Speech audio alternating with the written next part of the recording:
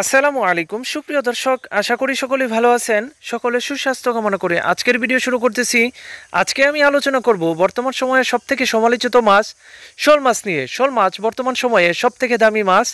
এই মাছ চাষে লাভ হওয়ার সম্ভাবনা বেশি থাকে, তবে প্রযুক্তিগতভাবে চাষ করলে সফলতার সম্ভাবনা ১০০ ভাগ। প্রিয় ভিউয়ার্স, আপনারা যারা শোল মাছ চাষে আগ্রহী এবং শোল মাছ চাষ করতে চাচ্ছেন, তাদের জন্য প্রথম টপিক হচ্ছে শোল মাছ চাষ করার পূর্বে অবশ্যই এ গ্রেডের বা গ্রেডিংযুক্ত মাছটা কালচারে দিতে হবে।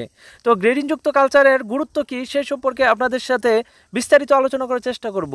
তো প্রিয় ভিউয়ার্স, আপনারা যারা শোল মাছ চাষে করতে চান অথবা বিভিন্ন মাছ চাষের সাথে জড়িত আছেন, এখনই আমার চ্যানেলটিকে সাবস্ক্রাইব করে দেন। আর যারা অলরেডি সাবস্ক্রাইব করে দিচ্ছেন, তাদেরকে ধন্যবাদ জানিয়ে আমার পূর্ণাঙ্গ ভিডিওটি শুরু করতেছি। এ গ্রেডের মাছ বলতে যে মাছটি সাইজ ১৯-২০ গ্রেড থাকবে অথবা কাছাকাছি সাইজের থাকবে। যদি ছোট বড় থাকে তাহলে এ গ্রেডের হবে না, বিসি গ্রেড চলে যাবে। প্রিয় ভিউয়ার্স, আপনারা শোল মাছ সম্পর্কে জানেন অবশ্যই। শোল মাছ খুবই রাক্ষসী মাছ। এ মাছটি যদিও ফিডে অভ্যস্ত, যদি ফিড কম দেন অথবা সাইজ ছোট বড় থাকে তাহলে কিন্তু বড় মাছগুলো ছোট মাছগুলোকে অ্যাটাক করতে পারে। অ্যাটাক করার ফলে হয়তো মাছগুলো ছোট মাছগুলো মারা যেতে পারে। যেমন ছোট মাছের লেজ কাটা যেতে পারে অথবা মাথার দিকে কামড় পড়তে পারে, তখন ছোট মাছগুলো শরীরে ঘা হয়ে মারা যেতে পারে। তাই অবশ্যই এ গ্রেডের মাছ কালচারে দিতে হবে। আপনি পুকুরে অথবা ট্যাঙ্কে চাষ করেন না কেন, অবশ্যই কাছাকাছি সাইজের অথবা ১৯-২০ গ্রেডের মাছগুলো কিন্তু কালচারে প্রয়োগ করতে হবে। তাহলে একটা আরেকটাকে খেতে পারবে না, মাছের ক্ষতি হবে না। ইতিমধ্যে হয়তো লক্ষ্য করছেন যে একটি মেডিসিন দেখাচ্ছি, ভেনিক্সিডি প্লাস। এই মেডিসিনটির খুবই গুরুত্বপূর্ণ শোল মাছ চাষের ক্ষেত্রে।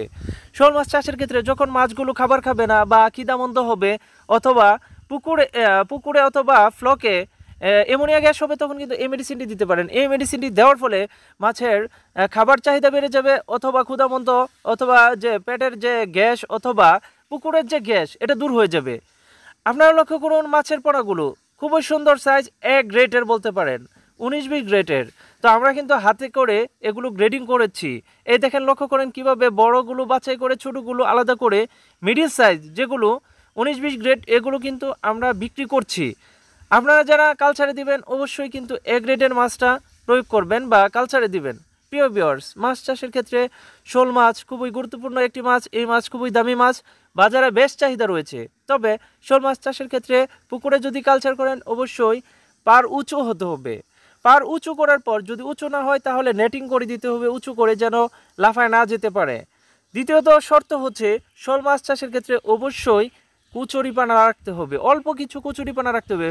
শোল মাছ খুবই লাজুক মাছ। এই মাছটি পুকুরে আড়ালে আবডালে থাকতে ভালোবাসে। তো আপনাকে অবশ্যই কচুরিপানা দিয়ে দিতে হবে, তাহলে কচুরিপানা নিচে থাকবে, প্রাকৃতিক পরিবেশ হয়ে যাবে, সুন্দর একটা পরিবেশ হয়ে যাবে, তাহলে শোল মাছের গা হবে না। শোল মাছ ট্যাঙ্কের ক্ষেত্রে অবশ্যই ৩ থেকে ৪ ফিট পানি হয়, গভীরতা হয় এমন ট্যাঙ্ক সিলেকশন করতে হবে। আর ট্যাঙ্ক যদি আপনি টাইলস করে দিতে পারেন তাহলে অনেক ভালো, কারণ শোল মাছ লাফালাফি করে। টাইলস থাকলে হয়তো শরীরে খাল যাবে না অথবা ছিলে যাবে না, মাছের রোগবালাই কম হবে। তো প্রিয় ভিউয়ার্স, এখানেই শেষ করলাম। ভালো থাকেন, সুস্থ থাকেন, ধন্যবাদ।